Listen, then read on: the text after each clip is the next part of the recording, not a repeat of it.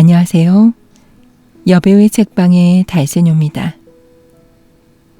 오늘 달세뇨가 읽어드릴 책은 19세기 독일 사실주의를 대표하는 작가 테오도르 슈토름의 호수입니다.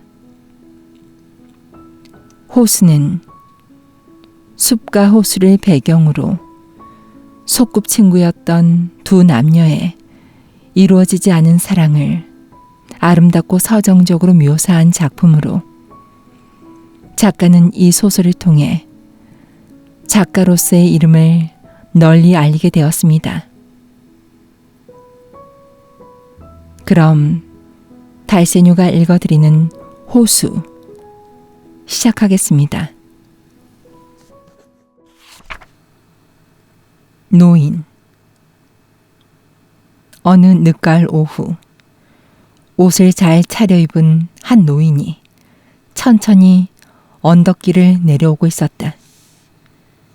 유행이 지난 단추 달린 구두가 먼지에 뒤덮여 있는 것으로 보아 산책을 하고 집으로 돌아가는 길인 것 같았다.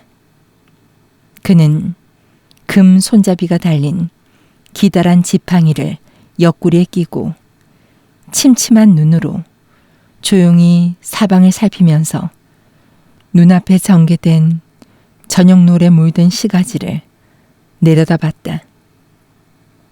흘러가버린 청춘을 모두 담아둔 듯한 눈은 백설처럼 새하얀 그의 머리칼과 기묘한 대조를 이루었다.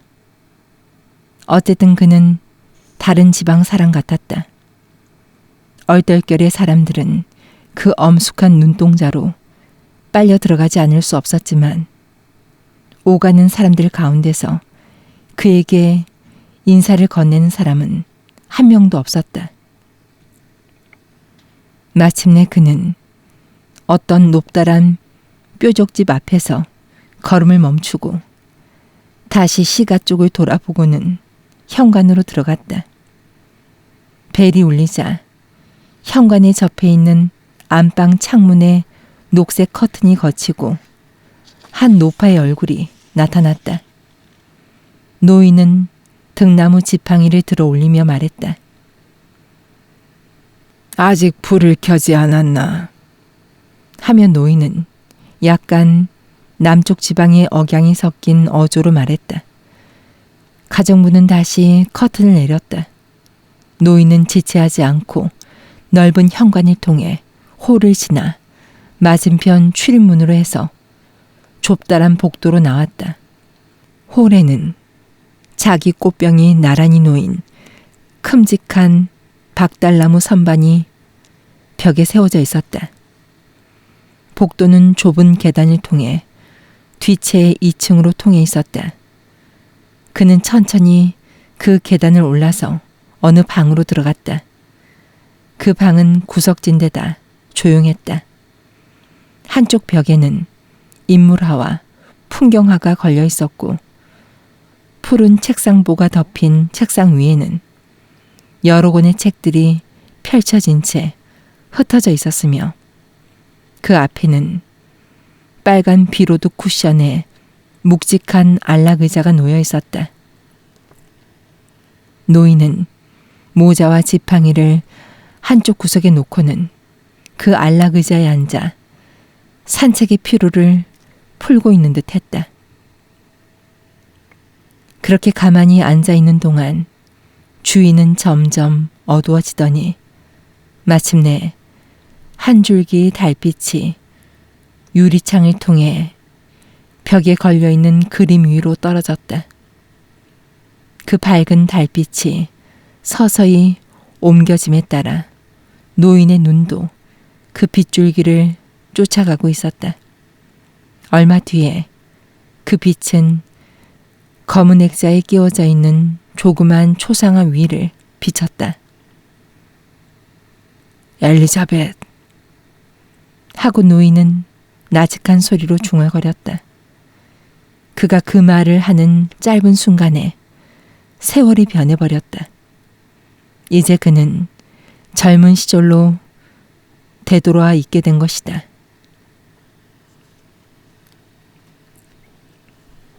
아이들. 그로부터 얼마 안 돼요. 조그마하고 귀여운 한 소녀가 그에게로 달려왔다. 그 소녀의 이름은 엘리자벳. 나이는 5살쯤 되어 보였다. 그는 소녀보다 꼭 갑절쯤 되는 나이였다. 소녀는 목에다 빨간 스카프를 둘렀는데 그것이 소녀의 자색 눈동자와 아주 잘 어울려 기가 막힐 정도로 귀엽게 보였다. 라인하르트 하고 소녀가 소리쳤다. 우리 나가 놀자. 하루 종일 수업이 없거든. 내일도 그렇고. 라인하르트는 어느새 옆구리에 끼고 있던 석판을 재빨리 현관 아래에다 내려놓고 엘리자벳과 함께 대문을 빠져나가 들판으로 내달렸다. 뜻하지 않은 방학으로 두 사람은 무척 행복했다. 라인하르트는 엘리자벳의 도움을 받아 잔디풀로 집을 지어 놨었다. 그들은 그 속에서 한여름밤을 함께 지낼 작정이었는데 아직 벤치가 미완성 상태였다. 그들은 즉시 일에 착수했다. 모시며 쇠망치며 거기에 필요한 판자는 벌써 준비가 되어 있었다. 그 사이에 엘리자벳은 둑을 따라 거닐면서 들에 핀 해바라기 열매를 앞치마에다 담고 있었다. 그것으로 자물쇠와 목걸이를 만들려고 했던 것이다. 라인하르트가 몸 몇 개를 쳐서 겨우 벤치를 만들어 놓고 다시 창밖 밝은 데로 나왔을 때 소녀는 이미 멀리 떨어진 풀밭 저쪽을 걷고 있었다. 엘리자벳! 엘리자벳! 그 소리를 듣고 소녀가 뒤돌아볼 때 소녀의 곱슬머리가 바람에 나풀거렸다. 이리 와 하고 그는 말했다.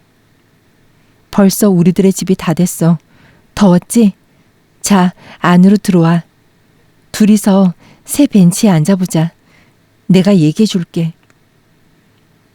그리고 두 아이는 새 벤치에 걸터 앉았다. 엘리자벳은 앞치마에서 조그만 고리 모양의 열매를 쏟아 긴 실에다 꿰맸고 라인하르트는 얘기를 시작했다. 옛날 옛적에 세 사람의 실 뽑는 여자가 있었는데 아 하고 엘리자벳이 말했다. 그런 얘기라면 난 훤히 알고 있는걸. 언제나 똑같은 얘기라면 싫어. 라인하르트는 하는 수 없이 세 사람의 실 뽑는 여자 얘기를 중단하고 그 대신 사자의 굴 속으로 잡혀간 한 가련한 남자의 얘기를 들려주기 시작했다. 그것은 밤이었어 하고 그는 말했다. 알겠지? 아주 캄캄한 밤이었다고. 그래서 사자들은 졸고 있었단 말이야. 그러나 졸면서도 하품을 해서 새빨간 혓바닥이 날름거렸어. 그럴 때마다 그 남자는 벌벌 떨면서 빨리 날이 새었으면 하고 생각했지. 그때 느닷없이 그 남자 주위에 밝은 빛이 비쳐와서 눈을 떠보니 천사가 서 있는 게 아니니? 천사는 그 남자에게 손짓을 하고는 바로 바위 속으로 들어가 버렸어.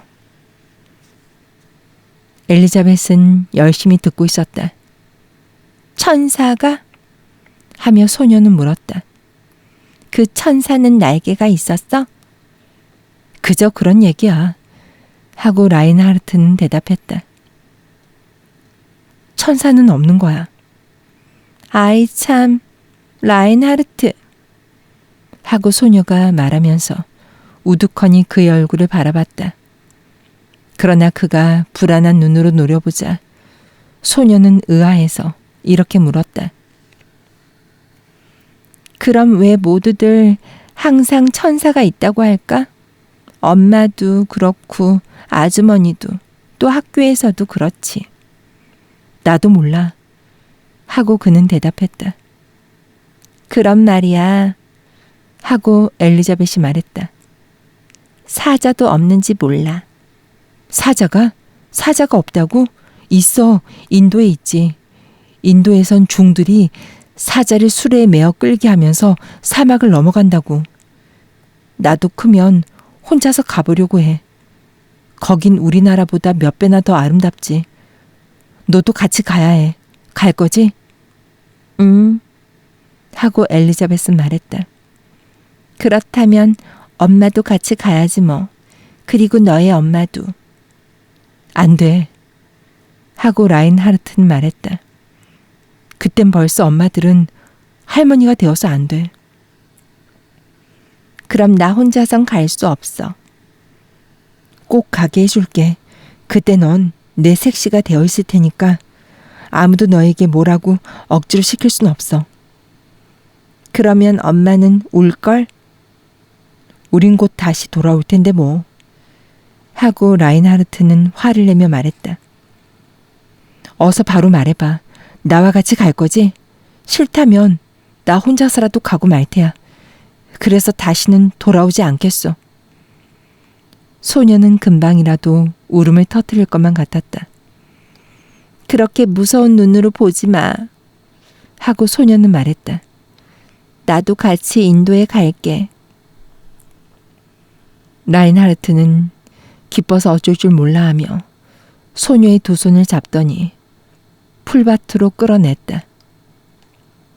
인도로 인도로 하고 노래를 부르며 소녀와 함께 빙빙 돌았기 때문에 소녀의 목에 돌려진 스카프가 바람에 훨훨 날렸다. 그러던 그가 그녀의 손을 갑자기 놓으며 진지하게 말했다. 그렇지만 암만 해도 안 되겠어. 너에겐 그럴 용기가 없는걸? 엘리자벳! 라인하르트! 그때 대문 쪽에서 부르는 소리가 들렸다. 여기에요. 여기 있어요. 하고 아이들은 대답하면서 손을 잡고 집 쪽으로 뛰어갔다. 숲속에서 그런 식으로 두 아이는 언제나 함께 지냈다. 소년에게는 가끔 소녀가 너무 얌전을 떤다는 생각이 들었고 소녀에게는 소년이 지나치게 난폭하다고 생각되었다. 그러나 그런 일이 두 아이의 사이를 갈라놓을 수는 없었다. 노는 시간은 거의 함께 지냈다. 겨울에는 서로의 어머니들의 비좁은 방에서, 여름엔 숲속이나 풀밭에서, 엘리자벳이 라인하르트 앞에서 선생님에게 꾸중을 들었을 때 소녀는 선생님의 노여움을 자기에게 돌리려고 일부러 석판을 책상에 메어 친 일도 있었다. 그러나 그것은 선생님의 눈에 띄지 못한 채 그냥 넘어가 버렸다. 하지만 라인하르트는 그때부터 지리 수업엔 완전히 흥미를 잃어버리고 대신에 한편의 장시를 지었다. 시 속에서 그는 자신을 씩씩한 독수리에 선생님을 회색 까마귀에 비유했다. 엘리자벳은 흰 비둘기였다.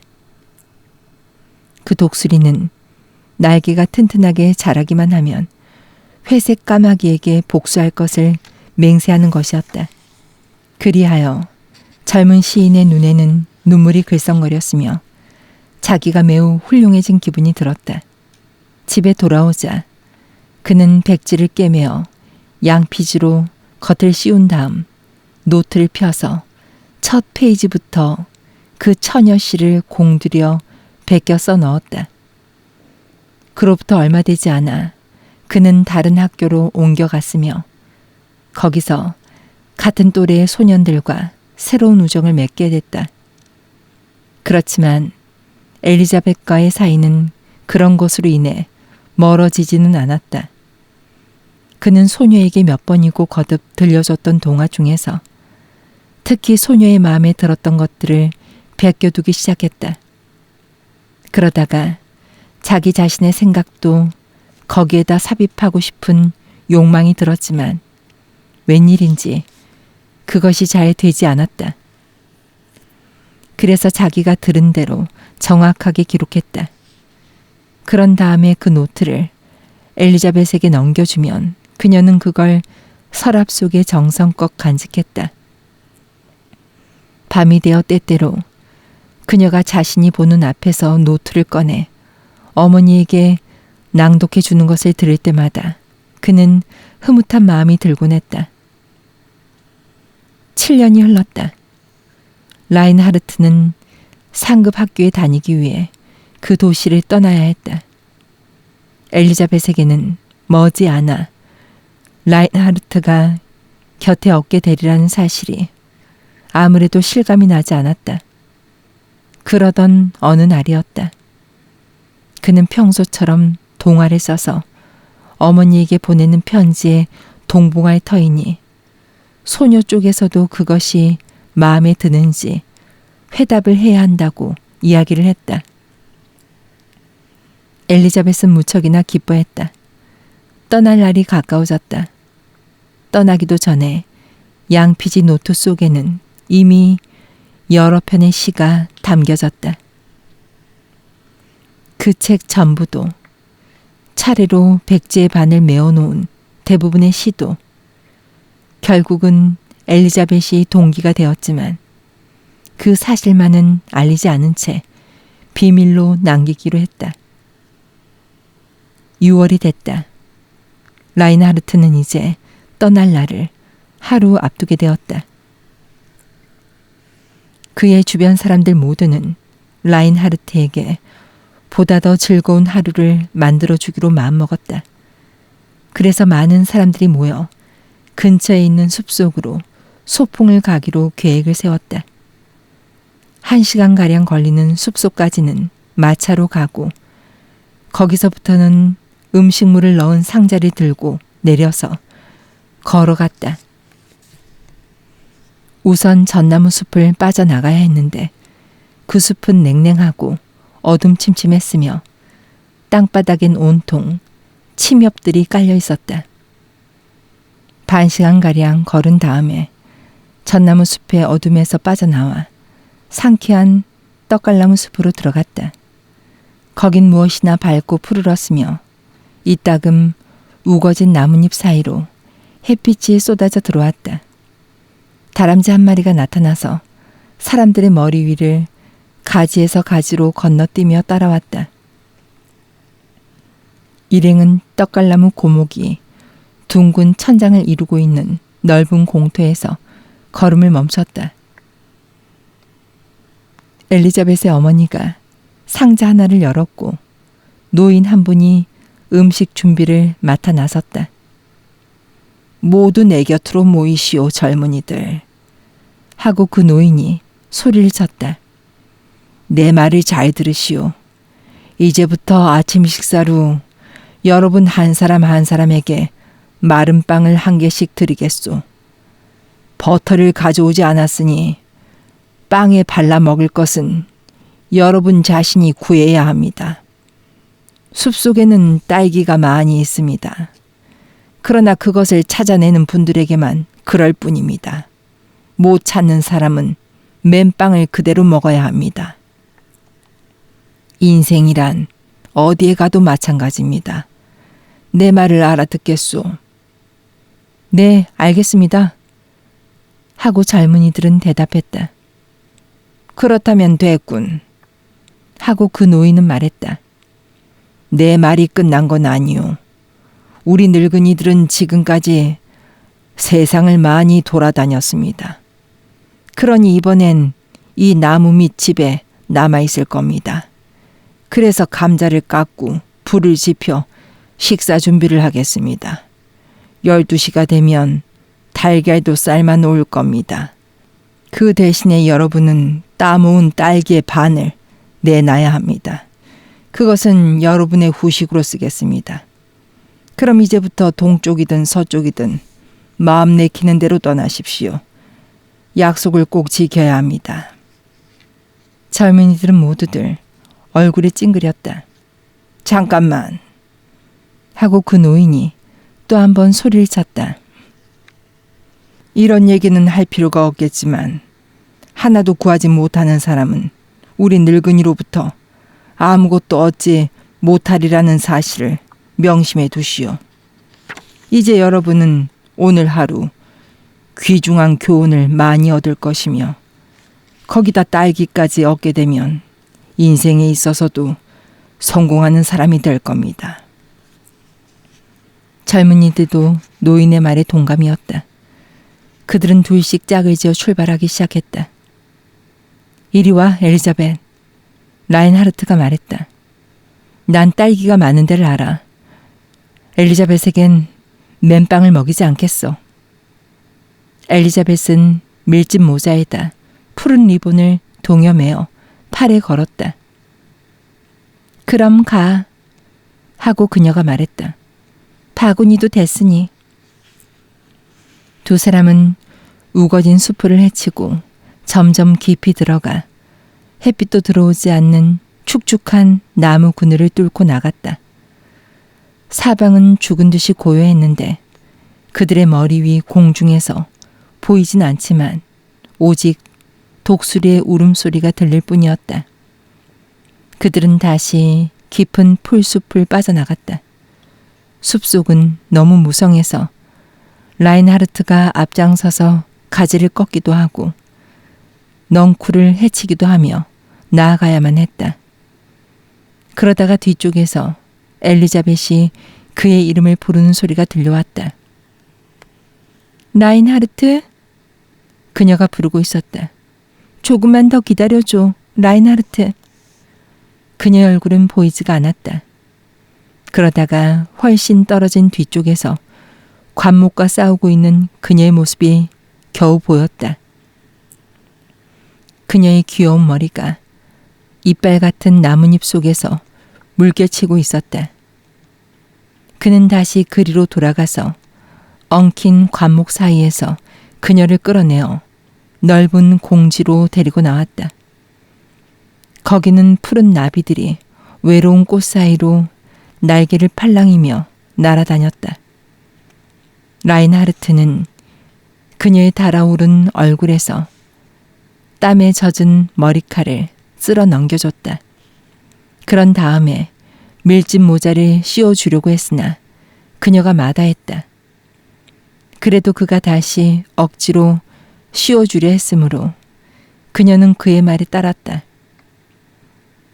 그런데 아까 말한 딸기는 어딨어?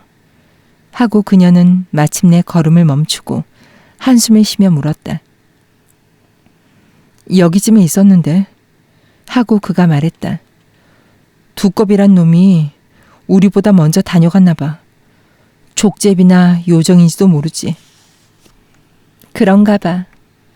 하고 엘리자벳이 말했다. 줄기는 그대로 있는데. 하지만 이런 데서 귀신 얘기는 하지 말아줘. 더 가봐. 조금도 필요하지 않으니까 좀 더 찾아봐.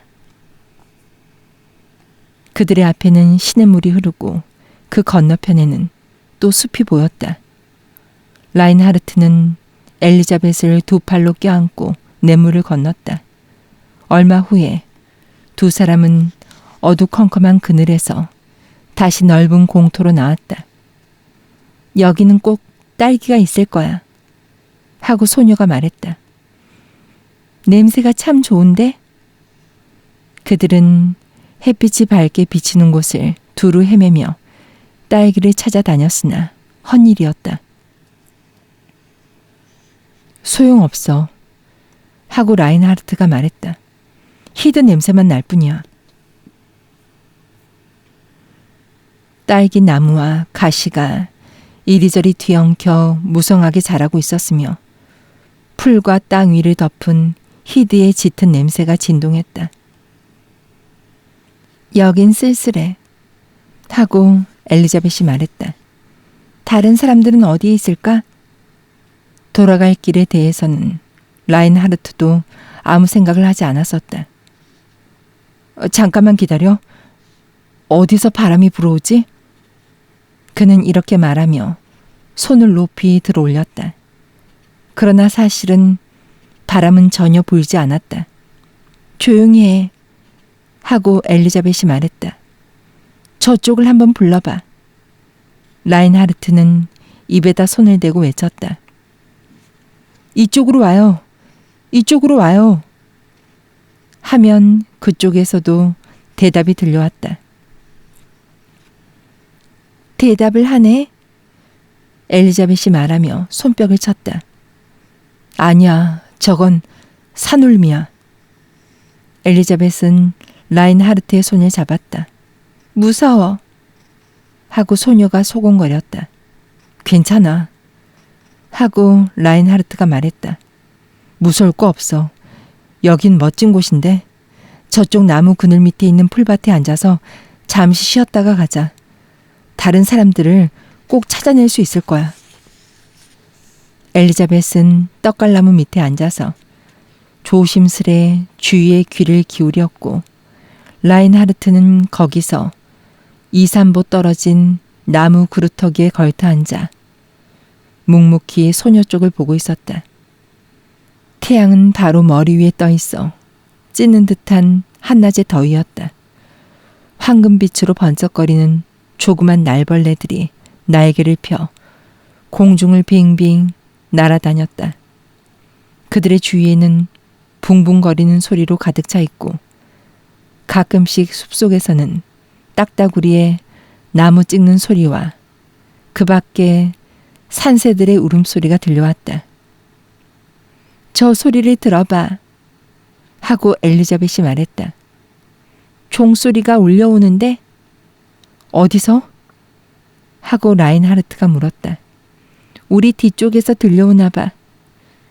정오의 종소리야. 그렇다면 우리 뒤쪽에 시가가 있는 셈이군. 그러니까 이쪽으로 똑바로 뚫고 나가면 틀림없이 사람들을 만날 수 있을 거야. 그들은 귀로에 올랐다.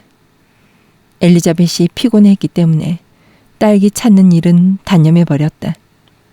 마침내 나무숲 뒤에서 일행의 웃음소리가 들려왔다. 그리고 땅바닥에 하얀 천조각이 희끗희끗 비치고 있는 것도 보였는데 그것이 식탁 대용이었고 그 위에는 딸기가 산처럼 쌓여 있었다. 아까 그 노인이 단축 구멍에 냅킨을 꽂고 열심히 불고기를 자르며 젊은이들에게 설교를 들려주고 있었다. 저기 나고자가 돌아왔다. 엘리자벳과 라인하르트가 나무 사이를 빠져나오는 것을 보더니 젊은이들이 소리를 질러댔다. 이쪽으로 와요. 하고 노인이 말했다.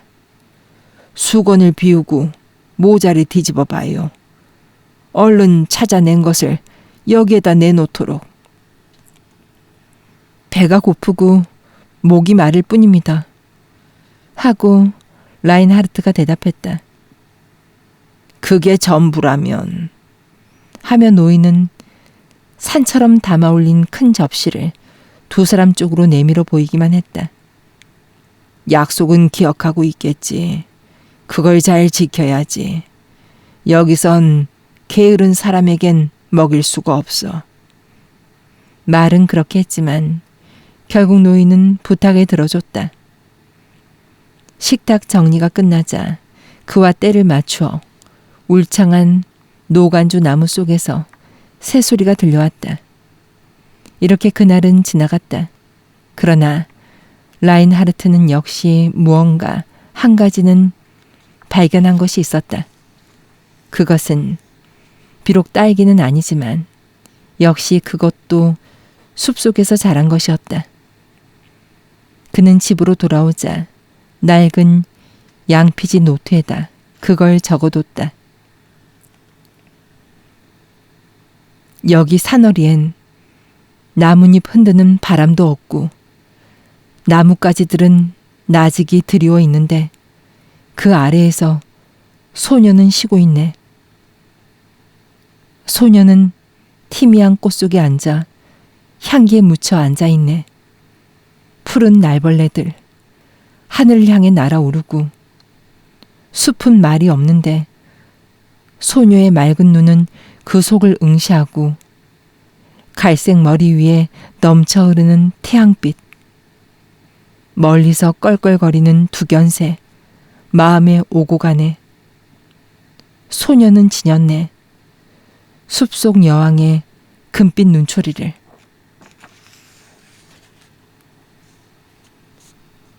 거리의 아이.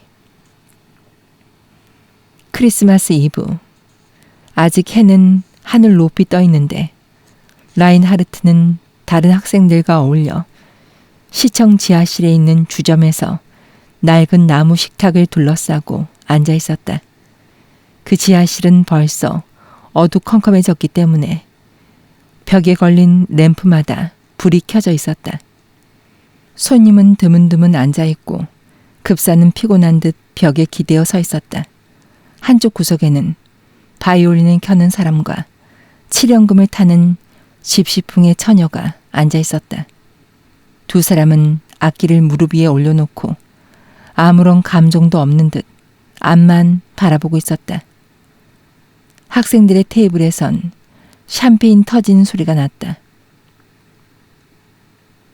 마셔라, 내 보헤미안의 연인이여.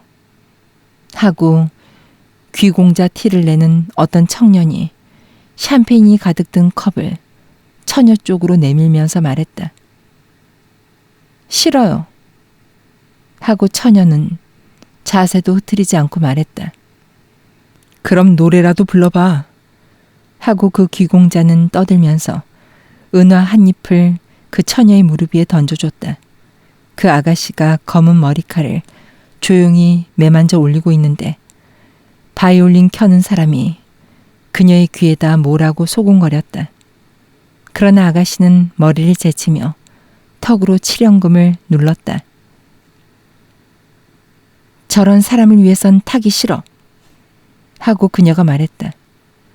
라인하르트가 컵을 손에 들고 그녀 앞으로 내달려갔다. 왜 그러시죠? 하고 여인이 거만스럽게 물었다. 네 눈이 보고 싶어서. 내 눈이 덱과 무슨 관계가 있죠? 라인하르트는 눈을 반짝이며 그 여자를 내려다봤다. 난 잘 알아. 그 눈은 나쁜 눈이야.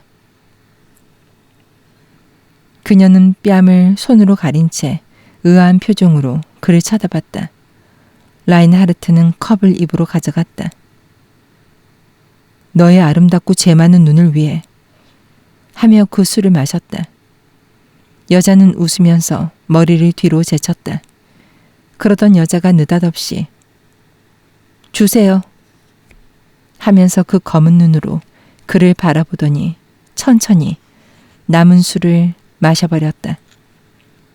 그런 다음 사마음을 울리며 열정적인 음성으로 노래를 불렀다. 오늘, 오직 오늘뿐, 아름다운 내 모습도 내일이면, 아 내일이면 온갖 것이 전부 변하고 말걸. 이 순간만 그대는 나의 것. 죽음뿐, 아 죽음뿐, 오직 나 혼자 떨어져서. 바이올린 주자가 빠른 템포로 후주곡을 연주하고 있는 동안 새로운 손님이 그 무리에 끼어들었다. 널 데리러 왔어. 네가 떠난 뒤에 너에게 크리스마스 선물이 왔어. 하고 그가 말했다. 크리스마스 선물이라고? 하며 라인하르트가 말했다. 그런 것은 이제 내게 나눠. 헛소리 마. 네 방은 전나무와 크리스마스 케이크 냄새 투성이던데. 라인하르트는 컵을 내려놓고 모자를 집었다. 왜 그래요? 하고 그 처녀가 물었다. 곧 돌아오겠어. 그녀는 얼굴에 찡그렸다. 여기 그대로 있어요. 그녀는 나직한 목소리로 소곤거리며 다정하게 그를 올려다봤다. 라인하르트는 주저했다. 그렇게는 안 돼. 하고 그는 말했다. 그녀는 킬킬거리며 그를 꼬집었다. 가세요. 하고 그 여자는 말했다. 당신은 소용없어요. 전부 쓸데없는 일이에요. 하며 여자는 등을 돌려버렸다.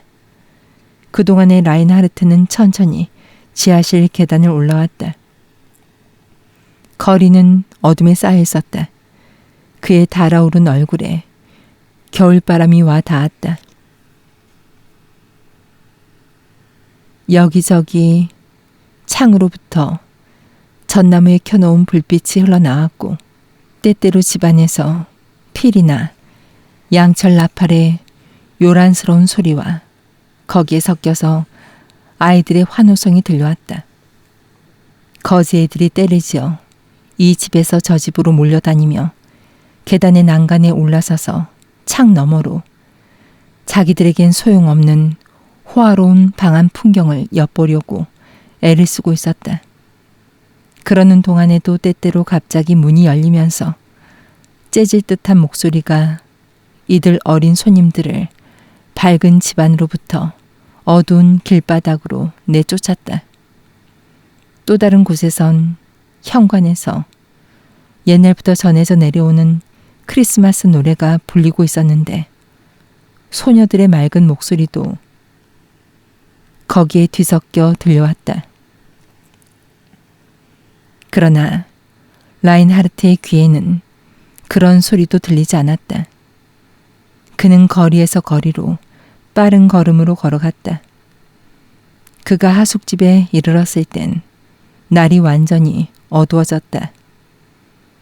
그는 발소리를 죽이며 층계를 올라 자기 방으로 들어갔다. 달콤한 냄새가 코를 찔렀다. 고향을 생각나게 하는 냄새며 고향의 크리스마스 날 어머니 방에서 맡던 냄새와 똑같았다.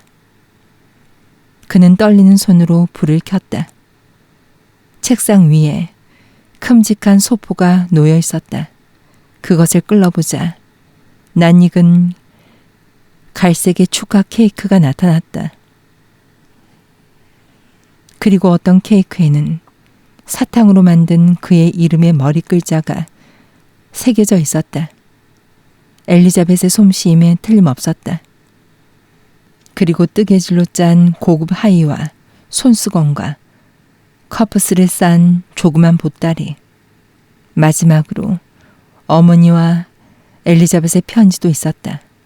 라인하르트는 우선 엘리자벳의 편지부터 뜯었다. 깨끗한 사탕 글자는 케이크를 만들 때 누가 도와주었는지를 당신께 말해줄 것입니다. 그 사람이 당신을 위해 커프스의 자수도 놓았습니다. 올해 이곳의 크리스마스 이브는 정말로 쓸쓸할 것 같군요. 어머니께서는 언제나 9시 반만 되면 물레를 한 구석으로 치워버린답니다. 당신이 여기에 오시지 않는 겨울은 정말 쓸쓸해요. 게다가 당신에게서 받은 홍방울새가 지난 일요일 죽어버렸답니다. 난 무척이나 울었어요. 하지만 마지막까지 그 새를 잘 보살펴주긴 했었어요. 그 조그만 새는 오후가 되어 새장의 햇빛이 비치기만 하면 언제나 울었답니다. 당신도 아시죠? 어머닌 그 새가 울면 못 울게 하느라고 가끔 보자기를 그 위에 씌웠습니다. 이젠 방안이 한층 조용해졌습니다. 그리고 가끔 당신의 옛 친구 에리 씨가 찾아와 줍니다. 언젠가 당신은 그 사람은 자기가 입고 있는 자색 외투와 비슷하다고 하셨죠? 그렇답니다. 그분이 문 쪽에 나타나기만 하면 난 항상 당신의 그 말을 생각하게 됩니다. 정말 이상해요. 하지만 그런 얘기는 어머니께 하시지 마세요. 어머님 금방 화를 내실 거예요. 내가 당신의 어머니께는 크리스마스 선물로 무엇을 드릴지 알아맞혀 보세요. 모르시겠죠? 저 자신을 드리는 것입니다. 에리 씨가 지금 목탄으로 절 그리고 있거든요. 벌써 3차례나 모델이 되어야만 했답니다. 언제나 꼭 1시간씩이에요. 하지만 아는 사람에게 그런 식으로 내 얼굴을 익히게 하는 게 싫어서 죽을 뻔했답니다. 그래서 싫다고 했는데도 어머니가 하도 성화를 하셔서 어쩔 수 없었어요. 베르너 부인께서도 기뻐하실 거라고요. 라인하르트, 당신은 약속을 지키지 않는군요. 옛날 얘기를 적어 보내지 않으니 말이에요. 난 이따금 그것 때문에 당신 어머니에게 불평을 쏟아놓죠. 그러면 어머니 말씀은 당신은 지금 너무 바빠서 그런 어린애 같은 짓을 할 틈이 없다는 거예요. 그렇지만 난 그 말이 고지 들리지 않아요. 필시 무슨 다른 곡절이 있을 거예요. 라인하르트는 어머니의 편지도 읽었다. 2통의 편지를 다 읽은 뒤에 찬찬히 접어 밀쳐놨다. 주체할 수 없는 향수가 밀려왔다. 그는 잠시 방 안을 왔다 갔다 하다가 낮은 음성으로 읊조렸다. 길 잃은 나그네, 갈 길 몰라 헤맬 때 길가에 선 어린 소녀, 집으로 가는 길을 알려주네. 그런 다음 책상으로 다가가서 돈을 꺼내 다시 층계를 내려갔다. 거리는 벌써 조용해졌다. 크리스마스 트리의 등불도 꺼져버리고 배회하던 아이들의 모습도 사라져버렸다. 쓸쓸한 거리엔 바람이 불었고 노소를 막론한 모든 사람들이 집에 모여 단란한 분위기를 만끽하고 있었다. 크리스마스 이브의 제2부가 시작되었던 것이다. 라인하르트가 지하실 주점 가까이 이르렀을 때 아래쪽에서 바이올린과 칠연금을 타는 처녀의 노랫소리가 여전히 들렸다. 그때 주점문의 벨이 울리고 검은 그림자가 희미한 계단을 급히 올라왔다. 라인하르트는 집 그늘에 몸을 숨기며 빠른 걸음으로 거길 지나쳤다. 얼마 뒤에는 불이 켜진 환한 보석상에 들어가서 빨간 산호로 만든 조그만 십자가를 산 다음 다시 온 길로 돌아섰다. 하숙집에서 과히 멀지 않은 곳에서 초라한 옷차림을 한 소녀가 어떤 집 문간에 서서 문을 열려고 애를 쓰는 모습이 보였다. 도와줄까? 하고 그가 말했다. 소녀는 아무 대답도 않더니 육중한 손잡이를 놓았다.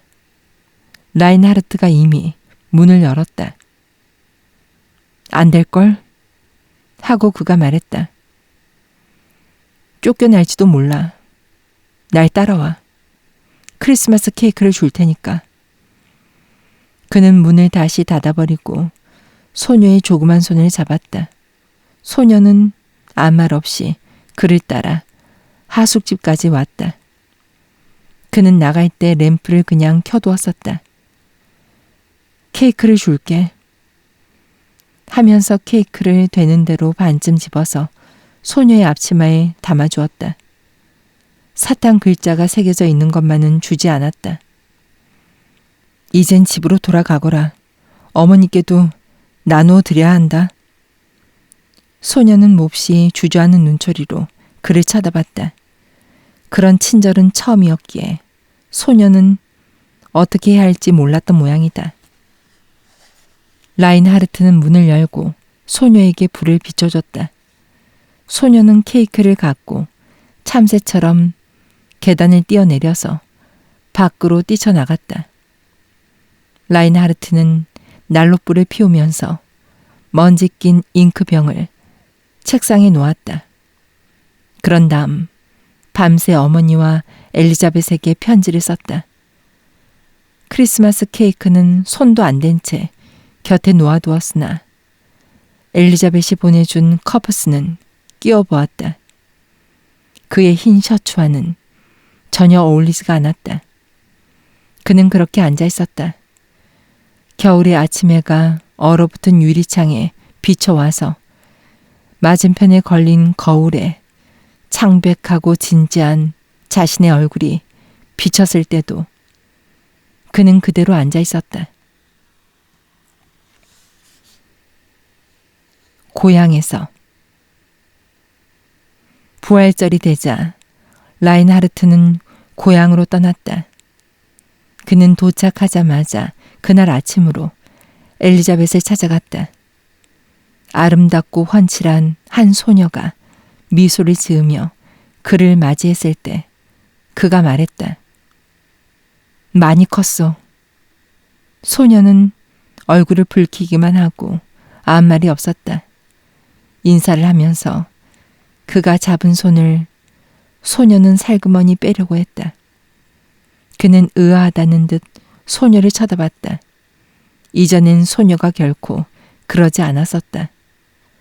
두 사람 사이엔 무엇인지 서먹서먹한 것이 끼인 느낌이었다. 그가 꽤 오랫동안 거기에 머물며 하루도 빠짐없이 날마다 소녀를 찾았으나 그러한 상태는 조금도 변함이 없었다. 두 사람만 있게 되면 이따금 말이 막혔는데 그것이 그로서는 몹시 괴로워서 그걸 미리 막아보려고 무척이나 애를 썼다.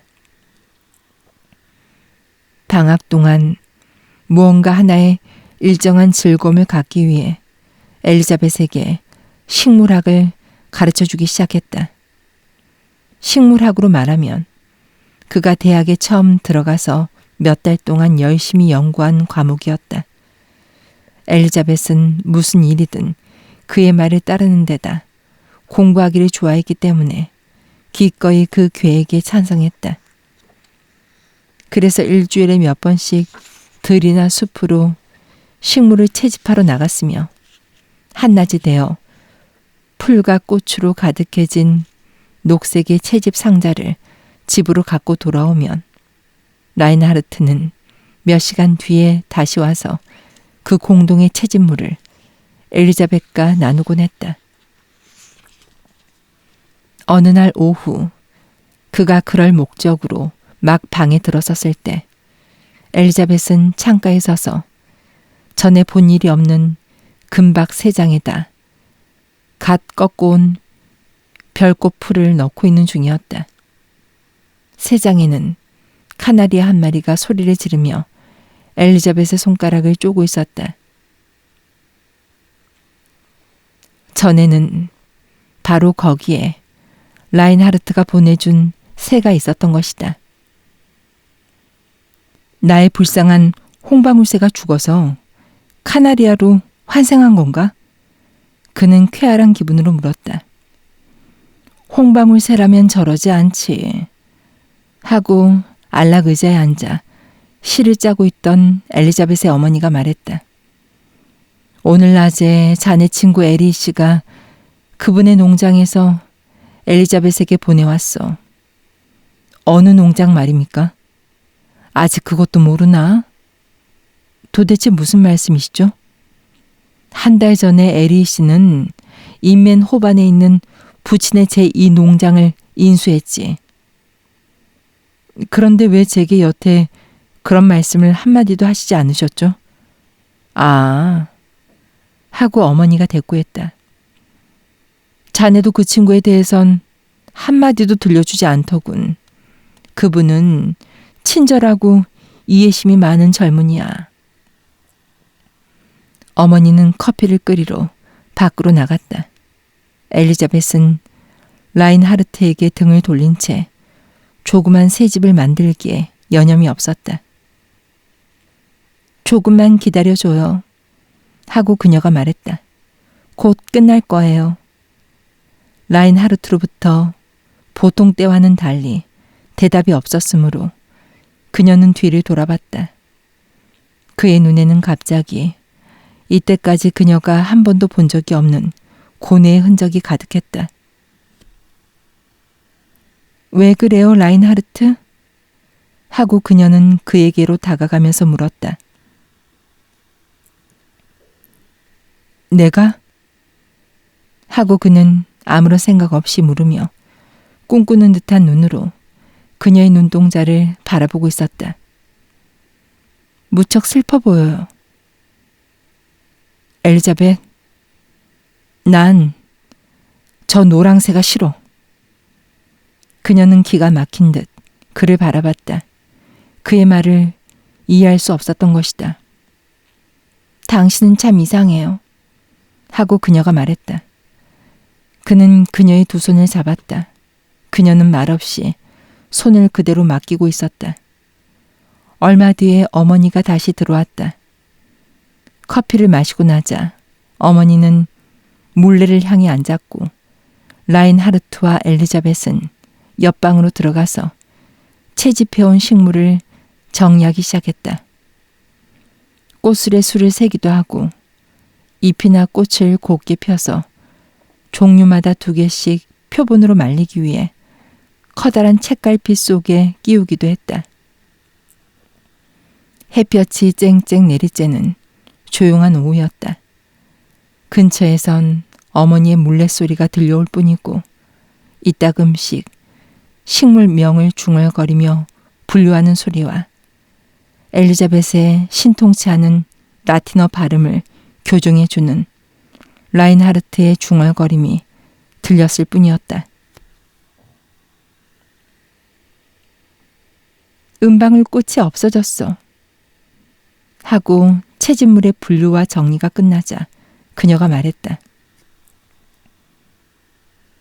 라인하르트는 주머니에서 조그만 양피지 노트를 꺼냈다. 이 은방울 꽃을 줄게. 하며 그는 반쯤 마른 은방울 꽃을 꺼내며 말했다. 엘리자벳은 뭔가 가득 씌어진 책장을 넘기며 말했다. 또 동화를 지었어요? 동화가 아니야. 하며 그는 책을 그녀에게 주었다. 그것은 10분이었는데 대부분은 겨우 한 페이지를 채울 정도의 길이었다. 엘리자벳은 한 장 한 장 들쳤는데 제목만 읽는 것 같았다. 그녀가 선생님께 꾸중을 들었을 때, 그들이 숲속에서 길을 헤맬 때, 부활절의 동화에 붙여서 그녀가 처음으로 편지를 보내왔을 때 등으로 거의가 그런 거였다. 라인하르트는 살피듯 그녀 쪽을 바라봤다. 페이지를 넘겨감에 따라 드디어 그녀의 맑은 얼굴이 붉게 물들어 그것이 차차 얼굴 전체로 퍼지는 것 같았다. 그는 그녀의 눈동자를 보고 싶었으나 엘리자벳은 얼굴을 들지 않았다. 마침내 그녀는 아무 말 없이 책을 그의 앞에 놓았다. 그런 식으로 그 책을 돌려주지 마. 하고 그가 말했다. 그녀는 양철통 속에서 자색 풀잎 하나를 꺼냈다. 당신이 좋아하는 풀을 끼워드립니다. 하며 그의 손에 책을 놨다. 드디어 방학도 다 끝나 떠나야 할 아침이 되었다. 엘리자벳은 우편마차가 있는 곳까지 전송하고 와도 좋다는 어머니의 허락을 받았다. 우편마차의 정류장은 집에서 몇 마장 떨어진 곳에 있었다. 대문을 나서자 라인하르트가 그녀의 팔을 잡았다. 그렇게 하고 그는 그 날씬한 아가씨와 나란히 묵묵하게 걸음을 옮겼다. 목적지에 가까워질수록 지금부터 긴 작별을 고하기 전에 무언가 귀중한 것을 그녀에게 말해둬야 할 것 같은 생각이 점점 강해졌다. 자신의 장래의 모든 가치라든지 행복이 거기에 달려있는 것 같았다. 그런데도 그는 그것을 표현할 말을 찾아낼 수가 없었다. 그것 때문에 그는 불안해졌고 걸음이 점점 느려졌다. 늦겠어요. 하고 그녀가 말했다. 성 마리아 성당의 종이 벌써 쳤어요. 그래도 그의 걸음은 빨라지지 않았다. 드디어 더듬거리며 말했다. 엘리자벳, 앞으로 2년간은 만나지 못할 것 같은데 그때 다시 돌아올 때도 지금처럼 날 사랑해 주겠어? 그녀는 고개를 끄덕이며 다정스럽게 그의 얼굴을 바라봤다. 난 당신을 변호해 드렸어요. 하고 그녀가 잠시 뜸을 뒀다가 말했다. 날 변호했다고? 누가 나보고 뭐라고 했길래? 저의 어머니가 그랬어요. 어젯밤 당신이 돌아간 다음에 어머니와 함께 오랫동안 당신 얘기를 했어요. 당신은 옛날만큼 그렇게 좋은 분이 아니라고 엄마가 말씀하셨어요. 라인하르트는 잠시 동안 말이 없었다. 그런 다음 그녀의 손을 잡고 진정 어린 시선으로 그녀의 귀여운 눈동자를 바라보며 말했다. 난 절대로 전보다 나빠지지 않았어. 그것만은 믿어줘. 믿어주겠지, 엘리자벳? 네. 하고 그녀는 말했다. 그는 그녀의 손을 놓고 그녀와 같이 바쁜 걸음으로 마지막 거리를 지나갔다. 작별할 시간이 가까워질수록 그의 얼굴에는 점점 기쁨이 넘쳐 흘렀다. 그는 너무나 빨리 걸어서 그녀가 따라오기 힘들 정도였다. 왜 그래요, 라인하르트? 내겐 비밀이 있어. 아름다운 비밀이. 하며 그는 기쁨에 눈을 반짝이면서 그녀를 바라봤다. 2년이 지나고 다시 돌아오면 그때 가르쳐 줄게. 그러는 사이에 그들은 우편 마차가 있는 데까지 왔다. 막 출발하려는 때였다. 다시 한번 라인하르트가 그녀의 손을 쥐었다. 안녕, 잘 있어, 엘리자벳. 지금 일을 잊지 마. 그녀는 말이 없었다. 안녕히 가세요. 하고 말했을 뿐이다. 마차가 덜그렁거리며 시가지의 모퉁이를 돌아갈 때 그는 또다시 그녀의 귀여운 모습을 돌아다 봤다. 천천히 돌아서 가는 그녀를. 편지. 그로부터 2년이 지났다. 라인하르트는 연구를 함께하는 친구를 기다리며 램프불 앞에서 책과 노트 속에 묻혀 있었다. 그때 계단을 올라오는 발소리가 들렸다. 들어와요. 그러나 막상 들어온 사람은 하숙집 아줌마였다. 편지가 왔습니다, 베르너 씨. 하고 그 여자는 다시 내려가 버렸다. 라인하르트는 고향에 다녀온 뒤로 엘리자벳에게는 편지를 한 번도 쓴 적이 없었고 그녀로부터도 한 통의 편지도 받지 못했다. 이번 것도 그녀로부터 온 것은 아니었다. 어머니의 필적이었다. 라인하르트는 겉봉을 뜯어 읽어 내려갔다. 나의 사랑하는 아들아, 네 나이 때는 해마다 모습이 다른 법이란다.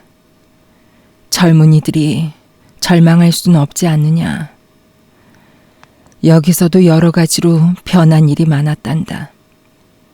만약 평소에 내 생각이 틀림없다면 이 일은 아마 널 괴롭게 만들 게다. 에리가 마침내 어제 엘리자벳에게서 승낙을 받았단다. 2월 중으로 2번이나 간청해도 안 되더니 그녀도 단단히 결심이 섰던 모양이다. 드디어는 그렇게 했으니 말이다. 뭐니 해도 아직 어린 나이가 아니냐. 결혼식은 머지않아 올릴 테지. 그렇게 되면 그녀의 어머니도 함께 여기를 떠나게 될 것이다. 인맨호수. 다시 몇 해가 지나갔다. 따뜻한 어느 봄날 오후 나무 그늘이 진 내리바지 좁은 숲길을 햇빛에 그을리고 기운차 보이는 한 청년이 걷고 있었다. 진지해 보이는 회색 눈은 잔뜩 긴장한 채 먼 곳에 시선을 두고 있었다. 그 단조로운 길이 어서 바뀌기를 바라고 있는 눈치였으나 그러한 변화는 좀처럼 시작되지 않았다. 드디어 짐수레 하나가 천천히 그 길로 올라왔다. 여보세요? 하고 그 청년은 짐수레를 따라오는 농부에게 소리를 질렀다. 인맨호수로 가자면 이 길로 가면 되는지요? 끝까지 똑바로 가십시오. 하면서 농부는 둥그런 모자에 손을 붙이고 가볍게 인사를 했다. 그곳까진 아직 멀었나요? 바로 코밑이죠. 담배 한 대 피울 짬도 못 돼 호수에 닿을 겁니다. 저택은 바로 그 옆이죠. 농부는 지나갔다. 청년은 나무 그늘을 따라서 한층 더 걸음을 재촉했다.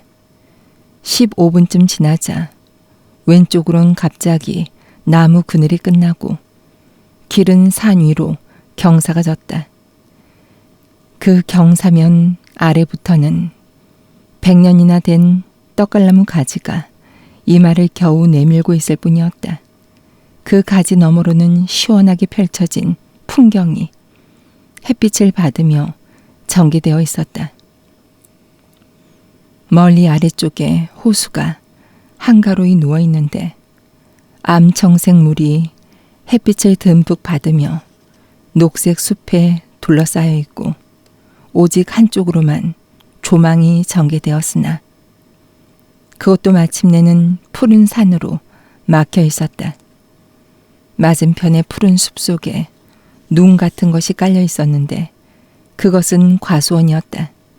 그 가운데 호수 언덕 위에 붉은 지붕의 흰 벽돌집이 우뚝 서 있었다. 황새 한 마리가 그 집의 연통에서 날아올라 윤물을 하듯 수면 위로 유유히 빙빙 돌았다. 인맨호수로군. 청년이 외쳤다. 이제야 목적지에 이르렀다는 표정이었다. 그는 거기에 버티고 서서 꼼짝도 않고 발밑의 나뭇가지들 너머로 저택의 그림자가 아련히 수면에 넘실거리고 있는 맞은편 언덕을 바라봤다. 그러던 그가 갑자기 또 걷기 시작했다. 길은 급한 경사가 져서 산을 내려갔기 때문에 나무들이 다시 그늘이 졌으며 그와 동시에 호수가 내려다비는 조망도 가려지고 말았다. 나뭇가지 사이로 간간히 호수가 번쩍번쩍 빛나 보일 뿐이었다. 길은 다시 평평해지다가 오르막길이 되었으며 길 양쪽으로는 수풀이 없는 대신 잎이 무성한 포도밭이 길을 따라 길게 뻗쳐 있었고 그 양쪽으론 꽃이 한창 만발해 있는 과수들이 서 있어서 꿀벌들이 윙윙거리며 떼를 지어 날아다녔다. 그때 자색 외투를 입은 당당한 사나이가 청년 쪽으로 걸어왔다. 그 사나이는 근처까지 와서 모자를 흔들며 명랑한 목소리로 소리를 질렀다. 어서 오게나 라인하르트. 잘 왔네, 잘 왔어. 이멘호반의 농장까지. 잘 있었나 에리. 이렇게 환영을 해줘 고맙네. 하고 나그네도 그를 향해 소리쳤다. 두 사람은 서로 다가가서 악수를 나누었다. 그런데 정말 자네가 틀림없지? 하고 에리는 옛날 동창생의 근엄한 얼굴을 들여다보면서 말했다. 물론 그렇지 에리. 자네도 틀림없지. 전에 비하면 훨씬 쾌활해진 것 같은데.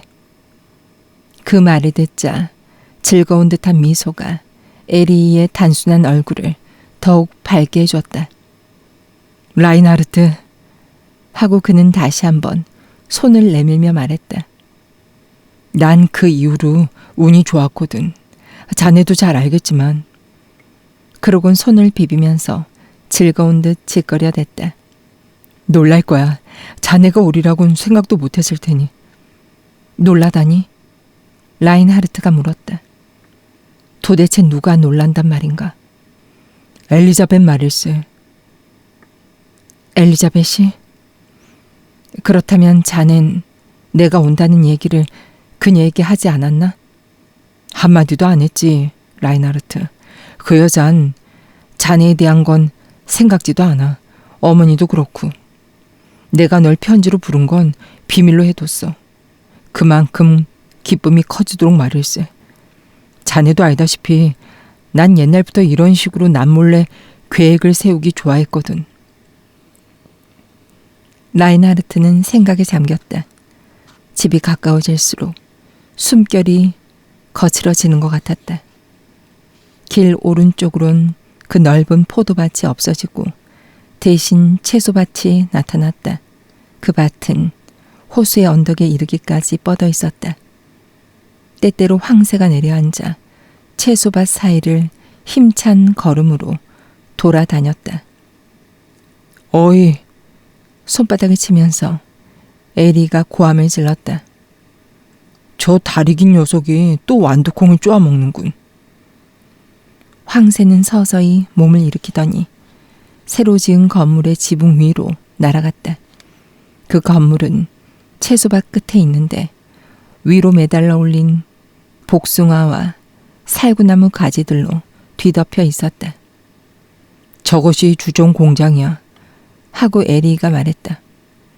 농장터는 작고하신 선친께서 새로 마련하셨고 살림집은 옛날에 조부께서 지으셨어. 그런 식으로 발전되어 나가는 거지. 그런 얘기를 하는 사이에 두 사람은 넓은 공터에 도착했다. 그 공터의 양쪽은 농장터로 뒤쪽은 저택으로 막혀 있었다. 저택의 양쪽으로 마당 담이 이어져 있고 그 뒤에는 우거진 수송 생나무 울타리가 보였다. 여기저기에는 적골목이 만발한 꽃가지를 들판 쪽으로 들이우고 있었다. 햇빛에 그을린 사나이들이 그 공지를 가로지르면서 두 사람에게 인사를 보냈다.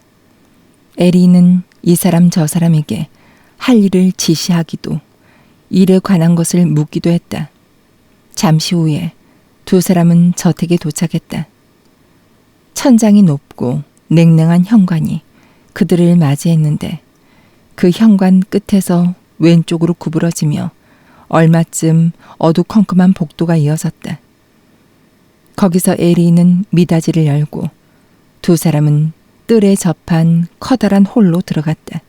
그 홀은 무성한 나무가 맞은편 창문을 가리고 있어서 양쪽은 어둑어둑한 녹색으로 가득 차 있고 그 창과 창 사이에는 양쪽으로 열리는 창문이 2개나 있어서 그곳을 통해 빛이 가득히 들어와 깨끗하고 정연하게 손질된 화단과 우뚝 솟은 나무 울타리 그리고 뜰을 내다볼 수가 있었다. 그 울타리는 똑바른 넓은 통로로 갈라져 있고 그곳을 통해 호수뿐만 아니라 멀리 건너편 물가의 숲까지 바라보였다. 두 친구가 안으로 들어서자 훈풍이 싱그러운 향기를 듬뿍 안겨줬다. 뜰로 통하는 문 앞에 흰옷을 입은 소녀와 같은 모습을 한 부인이 앉아 있었다. 그녀가 몸을 일으켜 들어오는 사람들을 맞이했다. 그러다가 갑자기 뿌리가 돋친 사람처럼 굳어져서 낯선 손님을 꼼짝도 않고 바라봤다. 손님은 미소를 지으며 그녀에게 악수를 청했다. 라인하르트. 그녀가 소리를 질렀다. 라인하르트. 당신이었군요. 정말 오래간만이에요. 그렇군요. 하고 그도 입을 떼긴 했으나 다음 말을 이을 수가 없었다.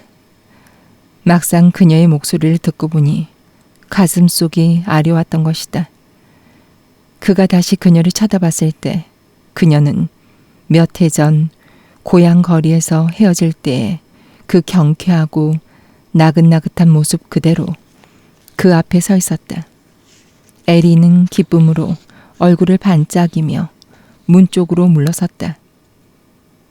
엘리자벳, 어때? 하고 그가 말했다. 설마 아니 이 사람이 오리라곤 짐작도 못했겠지? 엘리자벳은 누이 같은 시선으로 그를 쳐다봤다. 당신은 정말 친절해요, 여보. 하며 그녀가 말했다. 에리는 그녀의 조그만 손을 어루만지며 말했다.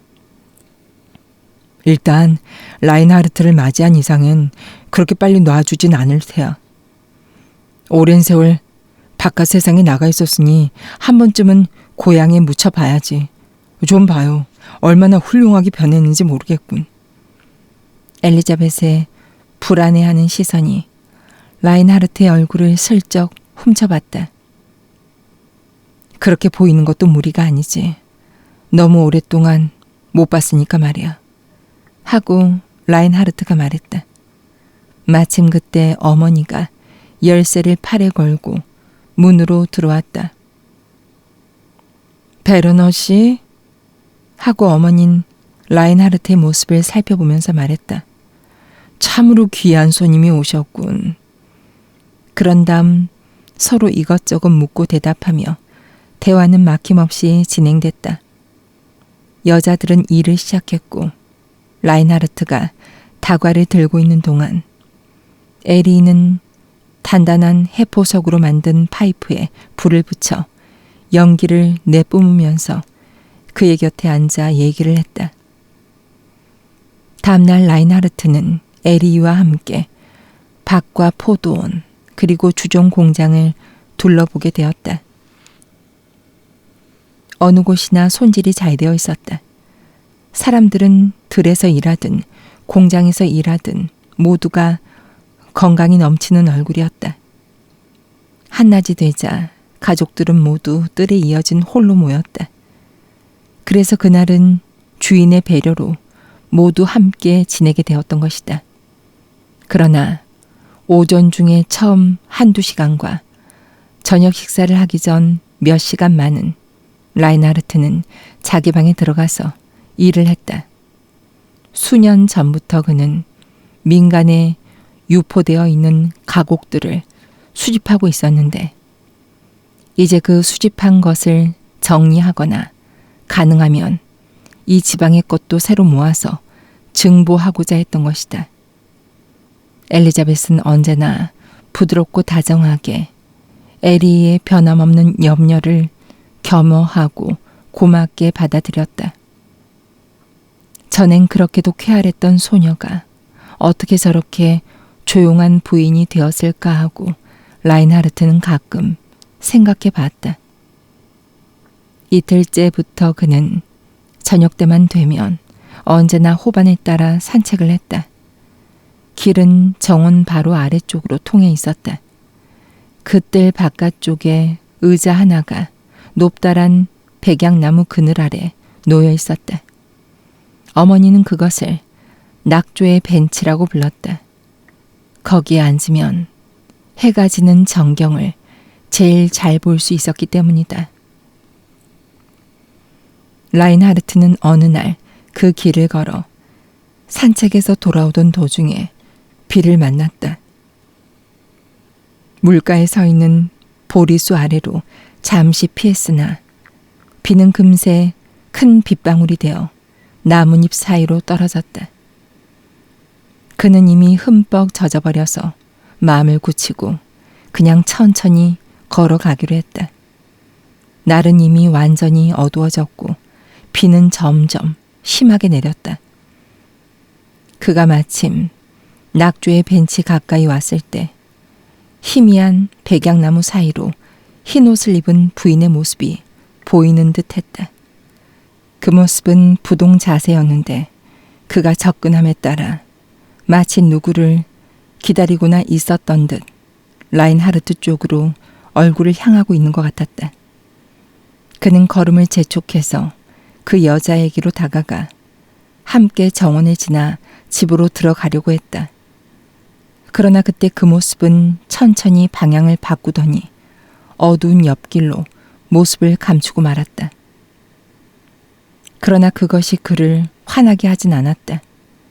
그는 엘리자벳에 대해 화를 낼 기분도 아닌데다 틀림없이 엘리자벳이었는지도 확신할 수 없었다. 그렇다고 해서 그것을 그녀에게 물어본다는 것도 쑥스러운 일이었다.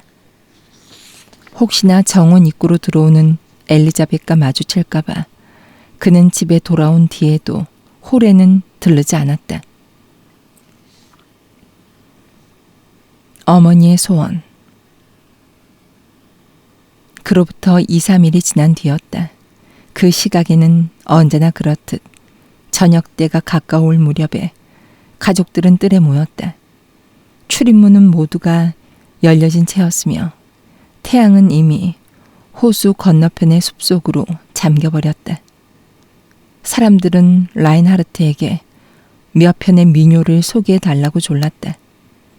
그는 그날 오후 시골에 사는 어떤 친구로부터 민요를 우편으로 받았던 것이다.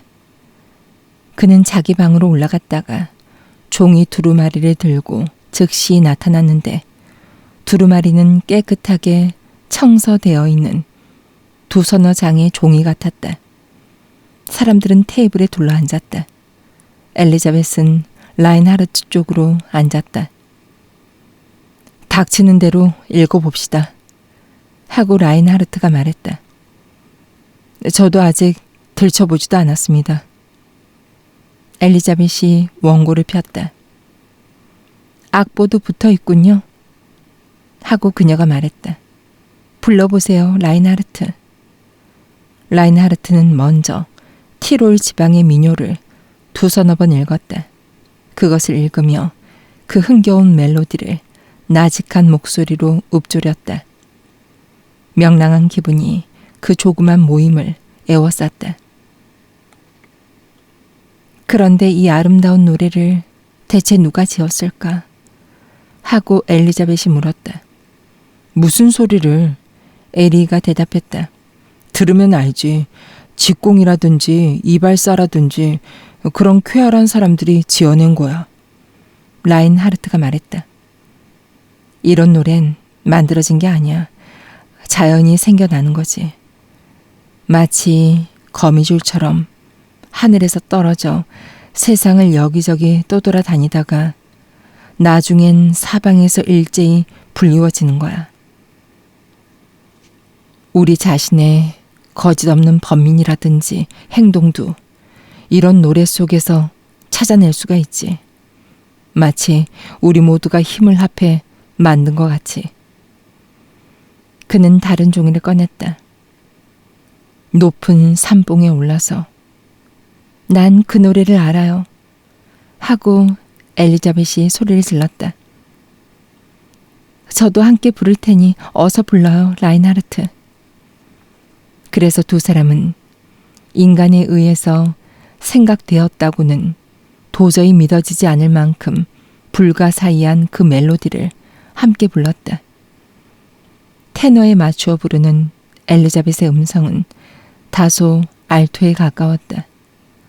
어머니는 그 사이에 열심히 바느질을 계속했고 에리는 팔짱을 낀 채 생각에 잠겨 노래에 귀를 기울이고 있었다. 노래가 끝나자 라인하르트는 묵묵히 종이를 옆에 놓았다. 마침 호반에서 낙조의 정적을 뚫고 가축대의 방울소리가 들려왔다. 모두들 자기도 모르는 결에 거기에 귀를 기울였다. 맑은 소년의 노랫소리가 들려왔다. 높은 산봉에 올라서 깊고 깊은 계곡을 굽어보며 라인하르트는 미소를 지었다. 들었죠? 저렇게 해서 입에서 입으로 전해지는 거야. 저것은 부근에서 자주 불리는 노래예요. 하고 엘리자벳이 말했다. 그래요. 하고 에리가 끼어들었다. 저건 양치기 카스파르야. 소를 몰고 돌아오는 길이군. 그들은 잠시 동안 그 방울소리가 윈 농장의 그림자 속으로 사라져 버릴 때까지 귀를 기울이고 있었다. 저것은 태고의 곡조지. 하고 라인하르트는 말했다. 저런 곡조는 숲속 깊숙이 잠들어 있는 거지. 누가 그걸 찾아냈는지는 하느님이나 아실걸. 그는 새 종이를 꺼냈다. 벌써 날은 어두워졌다. 호수 건너편 숲에서 새빨간 저녁놀이 비누 거품처럼 떠 있었다. 라인하르트는 종이를 펴놨고 엘리자벳은 그 한쪽 끝에 손을 올려놓고 함께 그걸 들여다봤다. 라인하르트가 낭송했다. 다른 남자를 잡으라고 어머니가 바라셨네. 마음속에 간직했던 그대를 잊어버리라고 말씀하셨네. 그러나 그래서는 안 될 내 마음. 그러시지 말기를 어머니께 얼마나 애원했던가. 허나 이젠 죄가 되었으니 난 어찌하면 좋을까. 사랑과 기쁨 대신에 맛보는 괴로움. 아, 그럴 줄 알았더라면 말라버린 들판을 헤매면서 동냥하는 아이라도 될 것을. 그걸 읽는 동안에 라인하르트는 자기도 모르게 종이가 떨리고 있음을 느꼈다. 낭송이 끝나자 엘리자벳은 조용히 의자를 뒤로 밀어놓고 말없이 뜰 아래로 내려갔다. 어머니의 시선이 그녀의 뒷모습을 쫓았다. 에리가 그녀를 따라가려 하자 어머니가 엘리자벳은 밖에서 일이 있어요 하고 말했으므로 그대로 주저앉고 말았다. 밖은 밤이 뜰에도 호수에도 점점 쌓여갔고 부나비들이 날개를 퍼덕이며 기세를 부리면서 열려진 문 앞으로 덤벼들었으며 그 문으론 다시 꽃향기가 흘러들어왔다. 호수 쪽에서 개구리 소리가 들려왔다. 창문 아래쪽 뜰 깊숙한 곳에서는 밤 꾀꼬리들이 서로 화답을 하고 있었다. 달빛은 높은 나무뜰로 내리비치고 라인하르트는 지난번에 엘리자벳의 희미한 자태가 사라진 나무길 근처를 한참 동안이나 바라보고 있었다. 그런 다음 원고를 모으고 거기 있는 사람들에게 인사를 한 다음 집을 나서서 물가로 내려갔다. 숲은 말없이 서서 검은 그림자를 멀리 물 위로 던지고 있었다.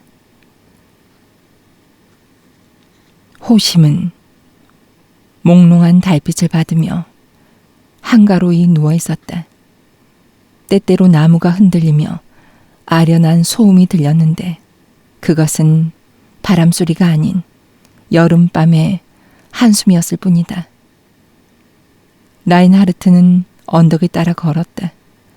언덕에서 돌을 던지면 닿을 듯한 거리에 한 송이의 수련이 있음을 발견했다. 갑자기 그 수련을 가까이에서 보고 싶은 충동으로 그는 옷을 벗고 물속으로 뛰어들었다. 물은 얕았으며 뾰족한 풀과 돌들이 발바닥을 찔렀다. 아무리 가도 헤엄칠 정도로 깊어지지가 않았다. 그러다가 느닷없이 발이 꺼지면서 머리까지 푹 파묻혔다. 물 위로 다시 떠오르기까지는 꽤 시간이 걸렸다. 그런 다음 손발을 움직여 빙빙 헤엄쳐 돌면서 조금 전 물에 빠진 곳을 확인할 수가 있었다. 잠시 후 수련이 다시 눈에 띄었다. 수련은 반짝이는 커다란 잎 사이에 외로이 누워 있었다. 그는 천천히 헤엄쳐 들어가며 간간히 팔을 들어 올리면 떨어지는 물방울이 달빛을 받아 반짝이는 걸 볼 수 있었다. 그러나 그와 꽃과의 거리는 언제까지나 변하지 않을 것 같았다. 뒤를 돌아다 볼 때 언덕은 먼 뒷면으로 자꾸만 흐려져 갈 뿐이었다. 그래도 단념하지 않고 힘을 내어 같은 방향으로 헤엄을 계속했다. 마침내 은빛 꽃잎을 하나하나 달빛 속에서 식별할 수 있을 만큼 꽃 가까이에 도달했다. 그러나 그와 동시에 몸이 그물에 휘감긴 느낌이었는데 물밑에서 자라난 일렁이는 꽃줄기가 그의 팔다리에 엉겨 붙었다. 깊이를 알 수 없는 물은 컴컴하게 주위에 펼쳐 있었고 뒤에선 물고기가 뛰노는 소리가 들려왔다. 갑자기 남모를 곳에 와 있다는 불안이 엄습해서 그는 힘껏 달라붙은 풀을 잡아떼며 숨을 헐떡이면서 물 밖으로 헤엄쳐 나왔다. 언덕에 올라서서 다시 호수를 돌아보자 수련은 먼저와 같이 멀리 검은 심연 뒤에 외로이 떠 있었다. 그는 옷을 입은 다음 느릿느릿 집으로 돌아왔다. 뜰에서 홀을 지나며 보니 에리유와 어머니가 다음날 떠나기로 예정한 나들이 준비를 하고 있는 모습이 보였다. 이렇게 밤늦게 어딜 갔다 오나? 하고 어머니가 그에게 물었다. 저 말이에요. 하고 그가 대꾸했다. 수련을 찾으려 했는데 제대로 안 되는군요. 무슨 소린지 모르겠군. 하고 에리가 말했다. 도대체 수련과 무슨 상관이 있단 말인가? 옛날에 한번 그 꽃을 본 적이 있었지. 하고 라인하르트가 말했다. 하지만 벌써 먼 옛날 얘기라서. 엘리자벳. 다음날 오후 라인하르트와 엘리자벳은 호수 건너편 숲을 지나 삐죽이 나온 언덕을 산책했다. 엘리자벳은 에리히로부터 부탁을 받았던 것이다. 그와 어머니가 없는 동안 이 근처에 가장 아름다운 경치, 특히 건너편 언덕에서 집 쪽이 바라다 보는 장관을 라인하르트에게 소개해 주라는 부탁이었다. 두 사람은 여기저기 열심히 돌아다녔다. 마침내 엘리자벳은 피로에 지쳐 나무 그늘에 앉았고 라인하르트는 그녀와 마주서서 나무에 기대어 섰다. 그때 숲속에서 두견새의 울음소리가 들려왔다. 갑자기 이런 모든 일이 벌써 옛날에도 한번 있었던 것 같은 느낌이 들었다. 라인하르트는 빙그레 미소를 지으면서 그녀를 바라봤다. 딸기나 따러 갈까요? 하고 그가 물었다. 딸기 철도 아닌데요. 하고 엘리자벳이 대꾸했다. 하지만 곧 돌아올 텐데요. 엘리자벳은 말없이 고개를 저었다. 그녀는 몸을 일으켰고 두 사람은 산책을 계속했다. 걸어가면서 그의 시선이 몇 번이고 그녀 쪽으로 집중됐다. 그녀의 걷고 있는 모습이 옷 때문에 마치 사뿐사뿐 나르는 것처럼 아름답게 보여서 그는 자신도 모르는 사이에 한 걸음 뒤에 처져 그녀의 모습을 송두리째 눈 속에 넣으려 했다. 그런 모습으로 그들은 히드가 무성한 탁 트인 공터로 나왔다. 라인하르트는 허리를 굽혀 땅 위에 자란 풀을 뜯었다. 그가 다시 허리를 폈을 때 그의 얼굴에는 고통스러운 범인의 표정이 스쳤다. 이 꽃 알겠어요? 하고 그가 물었다. 그녀는 의심스러운 듯 그를 바라봤다. 그것은 에리카예요. 가끔 숲속에서 따본 적이 있어요. 난 집에 낡은 노트를 한 권 갖고 있죠. 하고 그가 말했다. 그전엔 거기다가 시와 노래를 적었는데 이젠 그 일도 중단하고 말았죠. 그 노트 속에 히드가 한 입 끼어 있어요. 이젠 말라버리고 만 것이지만 그것을 내게 준 사람이 누군지도 알고 있나요? 그녀는 말없이 고개를 끄덕였다.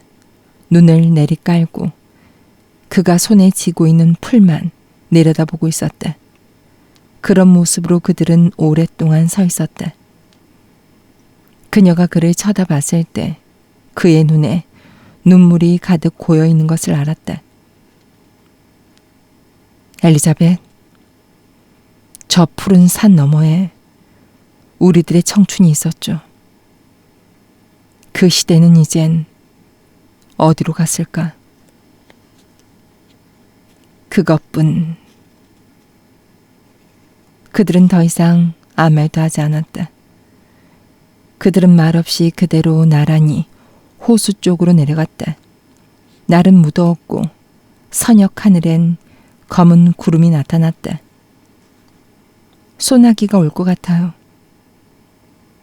하고 엘리자벳이 걸음을 재촉하며 말했다. 라인하르트는 말없이 고개만 끄덕였다. 두 사람은 보트가 있는 데까지 언덕을 따라 급히 걸어 내려갔다. 호수를 건너는 동안 엘리자벳은 뱃전에 손을 얹고 있었다. 노를 저으면서 그는 그녀 쪽을 바라봤다. 그러나 그녀는 그의 시선을 피해 먼 곳만 바라보고 있었다. 그의 시선이 아래로 미끄러져 그녀의 손 위에 머물렀다. 그 하얀 손은 그녀의 표정 속에 감추어져 있는 무언가를 그에게 말해주고 있었다. 그는 그 손에서 밤마다 범민하는 가슴 위에 놓여지는 아름다운 여심의 손에서 흔히 찾아볼 수 있는 은밀한 고뇌의 아련한 흔적을 봤다.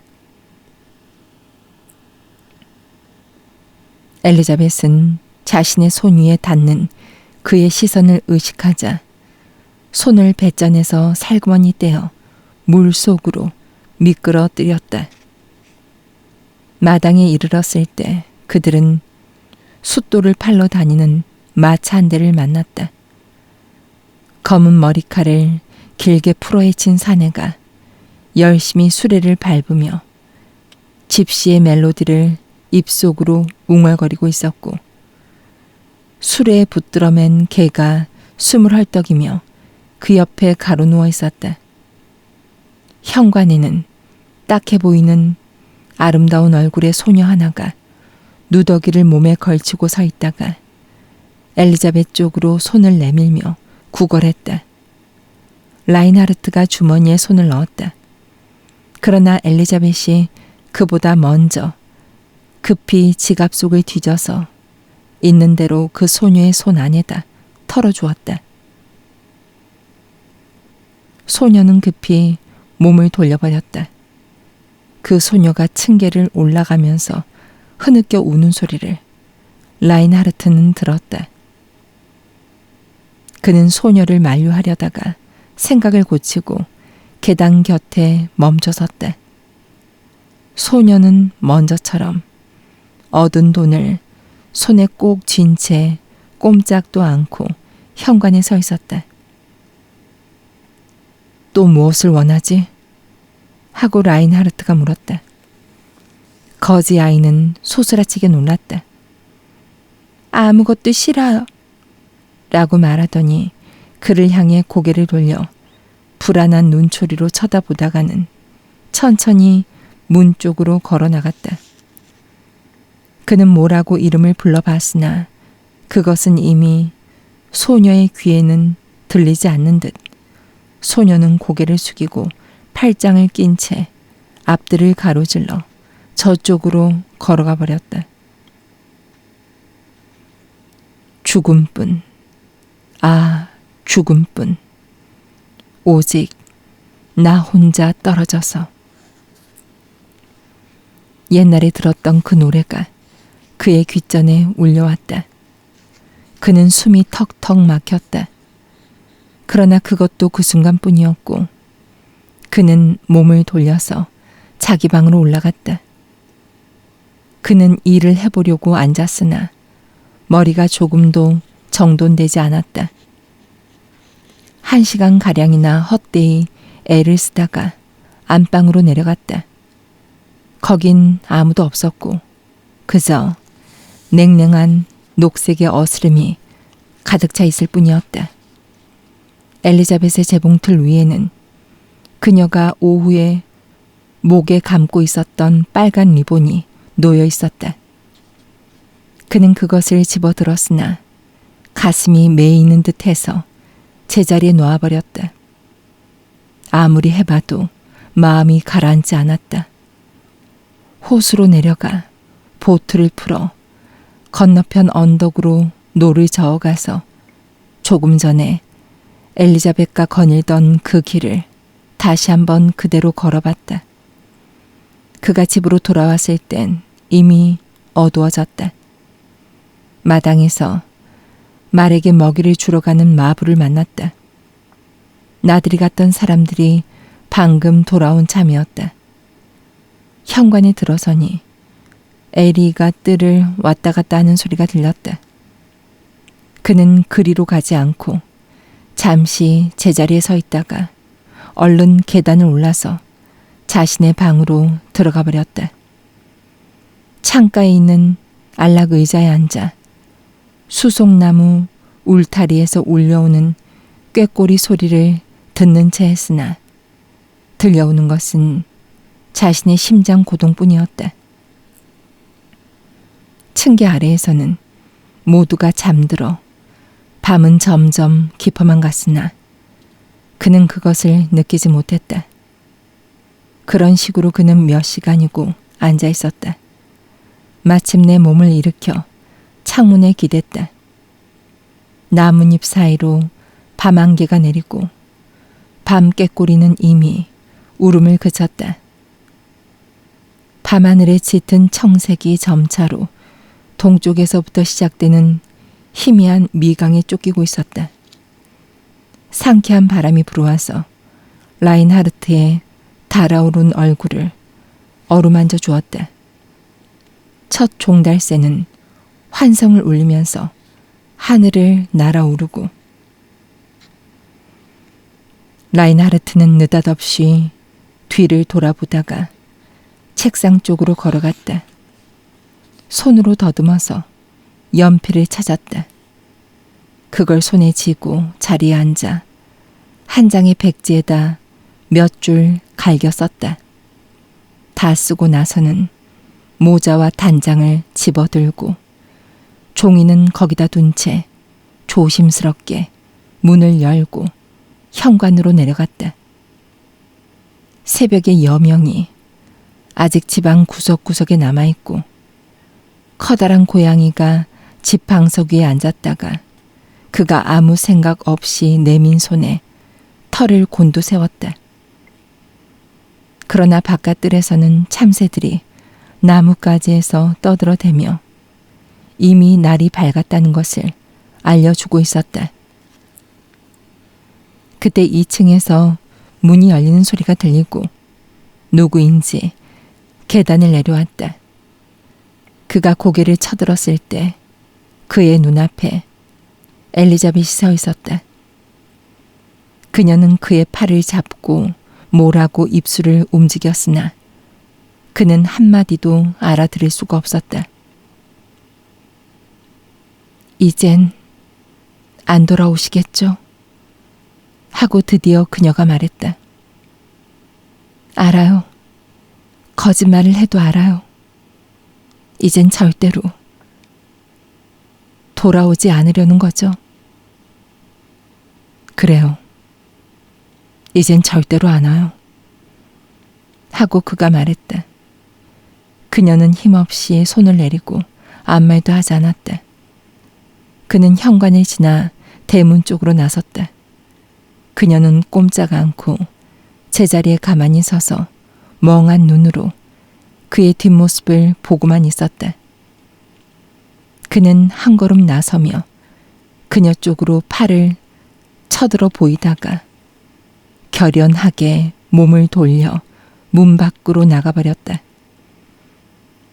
밖은 어디에나 상쾌한 아침빛에 쌓여있고 거미줄에 방울진 이슬들이 아침 햇살을 받아 반짝반짝 빛나고 있었다.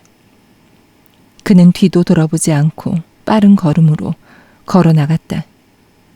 그의 뒤로는 조용한 저택이 점점 자취를 감추었고 앞으로는 크고 망망한 세계가 전개됐다.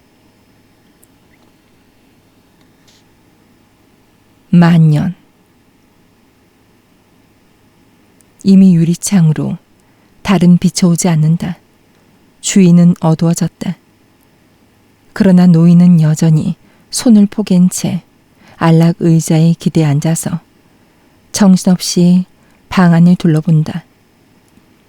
그를 에워싼 저녁의 어두움이 그의 눈앞에서 차차 넓은 호수로 변해간다. 시커먼 물이 점차 깊게 멀리로 펼쳐지고 노인의 눈에는 거의 다다를 수 없으리만큼 먼 수면에 넓은 잎 사이에 낀 흰 수련이 외로이 떠 있다. 방문이 열리며 밝은 빛이 방 안에 비쳐들었다. 잘 왔군, 브리키테. 하고 노인이 말했다. 등잔을 책상 위에 올려놔 주게나. 그런 다음 그는 의자를 책상 쪽으로 당겨놓고 거기에 펼쳐진 책들 가운데 한 권을 집어든다. 그리고 일찍이 청춘의 온갖 심혈을 쏟았던 연구에 온 정신을 빼앗겨 버린다.